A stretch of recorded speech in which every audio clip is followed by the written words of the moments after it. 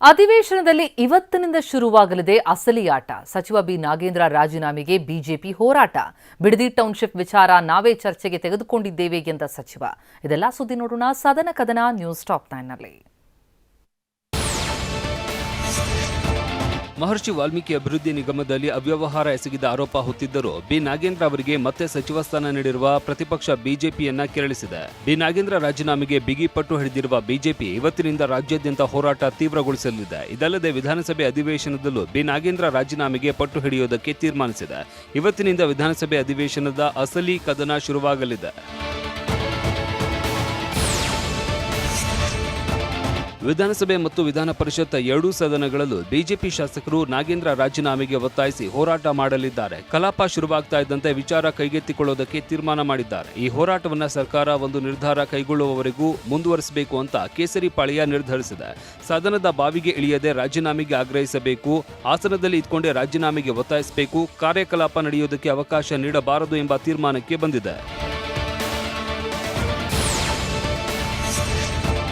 ಸರ್ಕಾರದ ಹಣ ಬೇರೆ ಬೇರೆ ಬ್ಯಾಂಕಿಗೆ ಕೊಂಡೊಯ್ದರೂ ಬಿ ನಾಗೇಂದ್ರಗೆ ಈಗ ಮತ್ತೆ ಮಂತ್ರಿಗಿರಿಯನ್ನು ನೀಡಿದ್ದಾರೆ. ಈ ವಿಚಾರವಾಗಿ ಸದನದಲ್ಲಿ ಹೋರಾಟ ಮಾಡ್ತೇವೆ ಅಂತ ಪ್ರತಿಪಕ್ಷ ನಾಯಕ ಆರ್ ಅಶೋಕ್ ಹೇಳಿದ್ದಾರೆ. ಸಚಿವ ನಾಗೇಂದ್ರ ಅವರನ್ನ ಸಚಿವ ಸಂಪುಟದಿಂದ ಕೈ ಬಿಡುವವರೆಗೆ ಬಿಜೆಪಿ ಹೋರಾಟ ಮುಂದುವರಿಯಲಿದೆ ಅಂತ ವಿಜಯೇಂದ್ರ ಹೇಳಿದ್ದಾರೆ.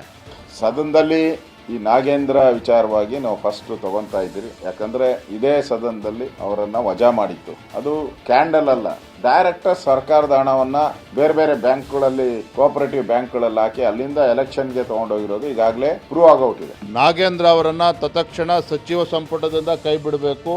ಅವರನ್ನ ಬಿಟ್ಟು ಇನ್ನೂ ಇಬ್ಬರನ್ನ ಬೇಕಾದ್ರೆ ಆ ಸಮುದಾಯದಿಂದ ನೀವು ಮಂತ್ರಿಗೆ ಕ್ಯಾಬಿನೆಟ್ಗೆ ಸೇರಿಸ್ಕೊಳ್ಳಿ, ನಮ್ದೇನು ಕೂಡ ಅಭ್ಯಂತರ ಇಲ್ಲ.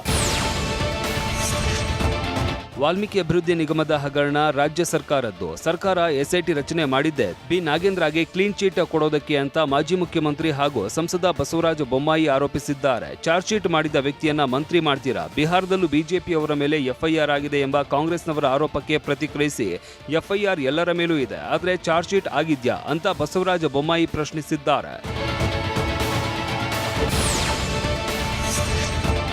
ಸಚಿವ ಬಿ ನಾಗೇಂದ್ರ ತಪ್ಪಿತಸ್ಥ ಅಲ್ಲ, ಸಾಬೀತಾಗಿಲ್ಲ. ಈ ರೀತಿಯ ಆರೋಪಗಳು ಕೇಂದ್ರದ ಹಲವು ನಾಯಕರ ಮೇಲಿದೆ. ನಮ್ಮ ಹೈಕಮಾಂಡ್ ಪರಿಶೀಲಿಸಿ ನಾಗೇಂದ್ರಗೆ ಸಚಿವ ಸ್ಥಾನ ನೀಡಿದೆ ಅಂತ ಉಪಮುಖ್ಯಮಂತ್ರಿ ಜಿ ಪರಮೇಶ್ವರ್ ಸಮರ್ಥಿಸಿಕೊಂಡಿದ್ದಾರೆ. ಅವ್ರು ಏನ್ ಕನ್ವಿಕ್ಟ್ ಆಗಿದಾರ? ಚಾರ್ಜ್ ಶೀಟ್ ಆದ ಕ್ಷಣಕ್ಕೇನೆ ಇಂಥವು ಚಾರ್ಜ್ ಶೀಟ್ಗಳು ಬೇಕಾದಷ್ಟು ಜನಕ್ಕೆ ಆಗಿದೆ. ಕೇಂದ್ರದಲ್ಲಿ MP ಗಳು ಇರ್ಬೋದು, ಮಂತ್ರಿಗಳಿರ್ಬೋದು, ಅಂಥವೆಲ್ಲ ಏನು ಬೇಕಾದಷ್ಟು ಆಗಿದ್ದಾವೆ. ಸಚಿವ ಸ್ಥಾನಕ್ಕೆ ಬಿ ನಾಗೇಂದ್ರ ರಾಜೀನಾಮೆ ನೀಡುವಂತೆ ಒತ್ತಾಯಿಸಿ ಚಿಕ್ಕಮಗಳೂರಿನಲ್ಲಿ ಇವತ್ತು ಬೃಹತ್ ಪ್ರತಿಭಟನೆಗೆ ಜಿಲ್ಲಾ ಬಿಜೆಪಿ ಕರೆ ನೀಡಿದೆ. ಆಜಾದ್ ಪಾರ್ಕ್ನಲ್ಲಿ ಇವತ್ತು ಮಧ್ಯಾಹ್ನ 12 ಗಂಟೆಗೆ ಬಿಜೆಪಿ ಪ್ರತಿಭಟನೆ ಹಮ್ಮಿಕೊಂಡಿದೆ. ಮೊದಲ ದಿನವಾದ ಇವತ್ತು ಜಿಲ್ಲಾ ಕೇಂದ್ರದಲ್ಲಿ ಬಿಜೆಪಿ ಪ್ರತಿಭಟನೆ ನಡೆಸಲಿದ್ದು, ಬಳಿಕ ಜಿಲ್ಲೆಯ ಪ್ರತಿ ತಾಲೂಕು ಕೇಂದ್ರಗಳಲ್ಲಿ ಪ್ರತಿಭಟನೆ ನಡೆಯಲಿದೆ. ವಿಧಾನಸಭೆ ಅಧಿವೇಶನದಲ್ಲಿ ಬಿಡದಿ ಟೌನ್ಶಿಪ್ ಬಗ್ಗೆ ನಾವೇ ಚರ್ಚೆಗೆ ತೆಗೆದುಕೊಂಡಿದ್ದೇವೆ ಅಂತ ಪೌರಾಡಳಿತ ಸಚಿವ HC ಬಾಲಕೃಷ್ಣ ಹೇಳಿದ್ದಾರೆ. ಸದನದಲ್ಲಿ ನಾವೇ ಸ್ವಯಂ ಪ್ರೇರಿತವಾಗಿ ಚರ್ಚೆಗೆ ಎತ್ಕೊಂಡಿದ್ದೇವೆ. ಟೌನ್ಶಿಪ್ ಯಾರ ಕಾಲದಲ್ಲಿ ಆಯ್ತು ಅಂತ ಚರ್ಚೆ ಆಗಬೇಕಾಗಿದೆ.